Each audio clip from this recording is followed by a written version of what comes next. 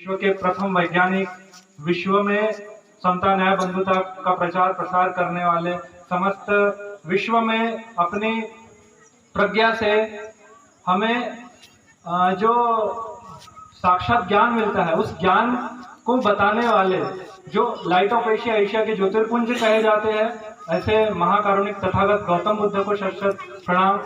बाबा साहेब जो कि विश्व में ज्ञान का प्रतीक, जो कैलिफोर्निया यूनिवर्सिटी है उनमें सीधे सीधे तौर पर लिख दिया है कि द सिंबल ऑफ नॉलेज, विश्व की सबसे बड़ी जो यूनिवर्सिटी उसमें कहा जाता है। हम सिर्फ, मेरा ये मुद्दा ये है कि हम सिर्फ बाबा साहब को सिर्फ दो ही चीज तक सीमित रखते हैं, एक तो यार दलितों के मसीहा और दूसरा संविधान निर्माता। उसके बाहर हमने कभी झांकने की कोशिश ही नहीं की, हमने कभी माता सावित्रीबाई फुले के संघर्ष को जाना ही नहीं। यहाँ पर बहुत कम लोगों को मालूम होगा कि जो महिलाएं हैं, जो नारी है, उनके लिए पहला जो स्कूल खोला था वो माता सावित्रीबाई फुले और माता फातिमा शेख ने खोला था, जो कि 1848 में खोला था। तब से नारी ने शिक्षा लेना प्रारंभ की। जैसे कि मैडम ने पूछी कि नीट का फुल फॉर्म क्या होता है, मैं भी आपको एक चीज पूछना चाहता हूँ कि नेट का फुल फॉर्म क्या होता है, किसी को मालूम है? नेट का फुल फॉर्म होता है नेशनल एलिजिबिलिटी टेस्ट, यानी राष्ट्रीय पात्रता परीक्षा। ये एक ऐसी परीक्षा होती है, अगर आप बीए एमए करते हैं या फिर आप साइंस स्ट्रीम से है तो सीएसआई और नेट क्वालिफाई करते हैं, तो आपको भारत के किसी भी कोने में, किसी भी कॉलेज में आप एज असिस्टेंट प्रोफेसर पढ़ा सकते हैं। और अगर आपकी एमपीपीएससी के थ्रू अगर आपका इंटरव्यू निकलता है तो आप परमानेंट प्रोफेसर के रूप में पढ़ा सकते हैं। और नेट निकालने के बाद आप जितने भी भारत में जितने भी राज्य हैं वहां पर आप पढ़ सकते हो। और ये सब बाबा साहेब के कारण हुआ है, क्योंकि बाबा साहेब अगर नहीं होते, बाबा साहेब अगर आर्टिकल 19 नहीं देते कि यार आपको राष्ट्र में 19A नहीं देते कि आपको अभिव्यक्ति की स्वतंत्रता नहीं मिलती, 19 अगर B नहीं देते तो आपको यार किसी भी संघ निर्माण की प्रक्रिया नहीं मिलती, 19C नहीं देते तो आपको कहीं भी सम्मेलन बनाने की छूट नहीं मिलती, अगर 19D नहीं देते तो आपको विश्व में कहीं भी बसने की, विश्व में कहीं भी संचरण करने की आजादी नहीं मिलती, अगर आपको 19E नहीं देते, आर्टिकल 19E जो है उसमें आपको जो भारत है वहां पर कहीं भी जैसे निवास करते हैं आप तो उसकी छूट मिलती है। और 19F जिसमें आपको जैसे जहां पर भी आपको अभिव्यक्ति की स्वतंत्रता मिलती है और स्वतंत्रता के अधिकार के तहत सिर्फ अनुच्छेद 19 के तहत आपको ये सारी चीजें मिलती है। मेरा मुद्दा ये है कि वर्ण व्यवस्था इसके बाद भी क्यों है, आज भी समाज में क्यों व्याप्त है। आज हमने रैली निकाले, आज हमने देखे, हम कल से तैयारी में जुटे हुए हैं, लेकिन मुझे बताइए क्या इस यानी हम सिर्फ ST SC यहाँ पर मौजूद है, ओबीसी क्यों मौजूद नहीं? क्योंकि ओबीसी को आपने कभी अनुच्छेद 340 ही नहीं बताया। सबसे बड़ी विडंबना यह है कि हमारे महान समुदाय के, जाति नहीं बोलना चाहिए क्योंकि जाति विश्व में सिर्फ एक है, मानव, और धर्म विश्व में सिर्फ एक है, मानव।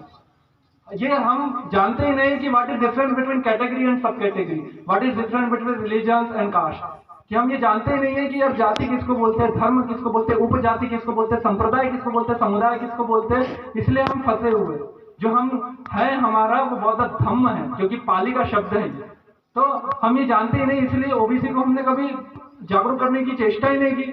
अनुच्छेद 340 के तहत बाबा साहेब ने सबसे पहले नाम दिया था और उसी के निर्माण पर आज ओबीसी का सबसे बड़ा संघ अदर बैकवर्ड क्लास कमीशन यानी राष्ट्रीय अन्य पिछड़ा आयोग का निर्माण हुआ था।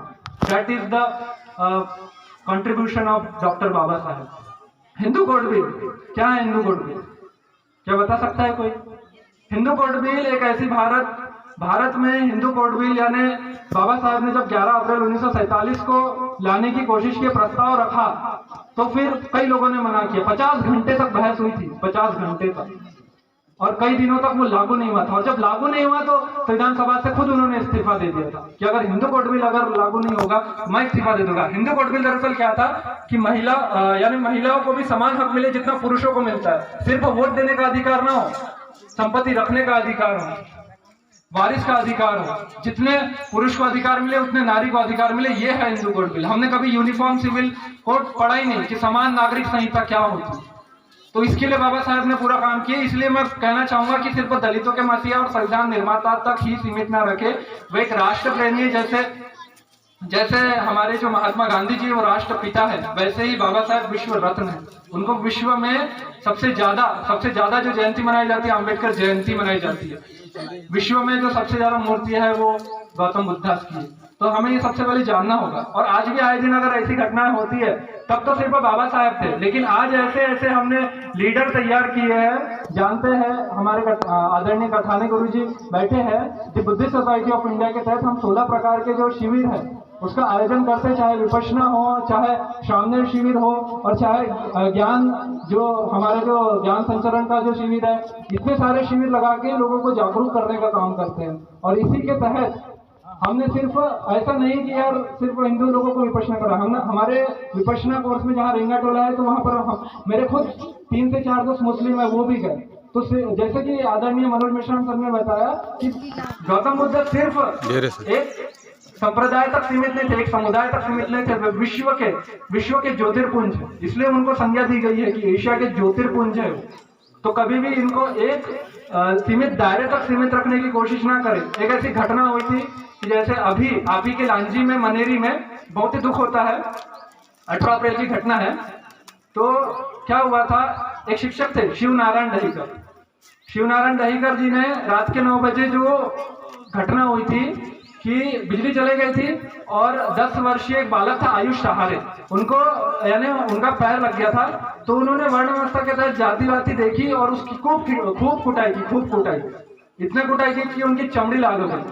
तत्काल उस समय क्या हुआ कि जहां पर बौद्ध लोग थे उन्होंने तत्काल भीम आर्मी को इसकी सूचना दी कि यार आप आए और इसका निवारण करें। और रात के 12 बजे तक मीटिंग चली थी और तब जाके उनको पूरे गांव में घुमाया गया। इसके लिए पहले उनको माफीनामा लिखवाया गया, क्योंकि पुलिस ने उस समय कोई छूट नहीं दी थी, कोई कार्यवाही नहीं की थी, क्योंकि पुलिस मानने को तैयार नहीं थे। तो उन्होंने माफीनामा लिखवाया, दस्तावेज करवाया, पूरे गांव में घुमाया गया था कि आज के बाद आप ऐसी घटना नहीं करेंगे, और जय भीम के नारे गूंजे गए। तो उस समय तो सिर्फ एक लीडर थे बाबा साहब, लेकिन आज हम देखते हैं कि the Buddhist society of India के इतने सारे लीडर्स हैं, वामन मिश्राम साहब है बामसेफ के, हम सब इसको ऐसा बोलते हैं कि यार अगर बामसेफ है, अगर बुद्धिस्ट सोसाइटी ऑफ इंडिया है, तो ये सब राजनीतिक है। हमने कभी जानने की कोशिश नहीं की कि सामाजिक संगठन राजनीतिक संगठन में अंतर क्या होता है। हमने कभी जानने की कोशिश ही नहीं की कि छत्तीसगढ़ में जो मुद्दा चल रहा है, अशोक मानकर जी उसके क्यों पीछे भिड़े हैं कि यार उसकी राजनीतिक सत्ता को परिवर्तन करने के लिए सामाजिक क्रांति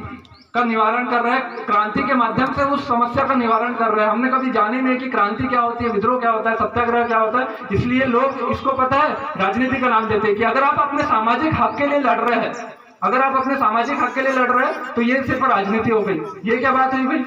सबसे पहले आप तो ये जान लीजिए ना कि राजनीति किसे कहते हैं। और वर्ण व्यवस्था कभी भी आप मुझे कोई भी देवी देवताओं का स्टेटमेंट लाके दे दीजिए, वेद पुराण उपनिषद मैंने पढ़े हैं, वहां पर कहीं भी आपको जाति वर्ण व्यवस्था का किसी भगवान ने उल्लेख नहीं किया। भगवान ने लिखित साक्ष्य पे इसका उल्लेख नहीं किया। जाति वर्ण व्यवस्था इंसानों ने बनाई। आप अगर उत्तर वैदिक काल और ऋग्वैदिक काल की बात करेंगे तो जाति वर्ण व्यवस्था इंसानों के द्वारा निर्मित है, भगवान द्वारा निर्मित नहीं है। और अगर भगवान द्वारा निर्मित होती तो रामचरितमानस में एक प्रसंग है कि श्री रामचंद्र शबरी के जूठे बेर खा रहे, तो वो तो दलित थी तो क्यों खाए।